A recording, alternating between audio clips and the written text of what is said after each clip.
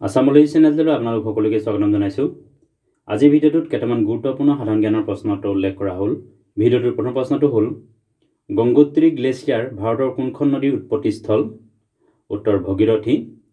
এই ভগীৰথী নদী পাছত অলকানন্দা নদীৰ লগত লগ লাগি গংগা নামেৰে বৈ গৈছে। NOAA অৰ্থাৎ নৱাৰ সম্পূৰ্ণ অৰ্থ কি? উত্তৰ নৱাৰ ফুল ফৰ্ম হৈছে নেশ্যনেল অচিয়ানিক এণ্ড এটমস্ফেৰিক এডমিনিষ্ট্ৰেশ্যন। NOAA হৈছে বতৰ, জলবায়ু আৰু মহাসাগৰক নিৰীক্ষণ অধ্যয়ন কৰা এটা সংস্থা। এই সংস্থা গঠন কৰা হৈছিল 1970 চনত আৰু ইয়াৰ মুখ্য কাৰ্যালয় আছে USA মেৰিলেণ্ডত। কান্না দিপায়া কি? উত্তৰ কান্না দিপায়া হৈছে বাঁহেৰে নিৰ্মিত এবিধ পাতি বা ধাৰী। এই পাতি বা ধাৰী বিশেষকৈ কেৰালাত বসবাস কৰা জনজাতিয়ে নিৰ্মাণ কৰে। এই কান্না দিপায়াকে 2025 বৰ্ষত জিঅ'গ্ৰাফিকেল ইণ্ডিকেশ্যন টেগ অৰ্থাৎ GI টেগ প্ৰদান কৰা হৈছে। ইণ্ডাছ ৱাটাৰ ট্ৰিটি অৰ্থাৎ হিন্দু জল চুক্তি কিমান চনত স্বাক্ষৰ কৰা হৈছিল? উত্তৰ 1960 চনত।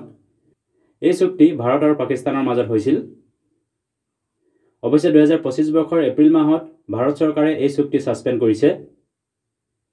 কেনেকুৱা ধৰণৰ ভূমি চীনাবাদাম খেতিৰ বাবে অতি উপযোগী? উত্তৰ ড্ৰাই চেণ্ড লেণ্ড অৰ্থাৎ শুষ্ক বালিময় ভূমি চীনাবাদাম খেতিৰ বাবে উপযোগী। ব্ৰহ্মপুত্ৰৰ দক্ষিণ পাৰৰ আটাইতকৈ ডাঙৰ উপনদীখন কি? উত্তৰ কপিলী নদী। সদনৰ দুখন অধিৱেশনৰ মাজৰ অন্তৰাল কিমান মাহতকৈ বেছি হ'ব নালাগে? উত্তৰ 6 মাহ। ভাৰত চৰকাৰৰ প্ৰধানমন্ত্ৰী বিদ্যালক্ষ্মী আঁচনি কি বিষয়ৰ লগত জড়িত?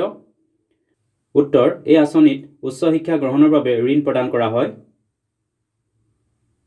পৃথ্বীৰাজ চৌহানে কোনখন যুদ্ধত মহম্মদ ঘুৰিক পৰাস্ত কৰিছিল? উত্তৰ 1191 চনত হোৱা প্ৰথম তৰাইন যুদ্ধত পৃথ্বীৰাজ চৌহানে মহম্মদ ঘুৰিক পৰাস্ত কৰিছিল। ইগনাইটেড মাইণ্ডছ গ্ৰন্থৰ লেখক কোন? উত্তৰ APJ আব্দুল কালাম।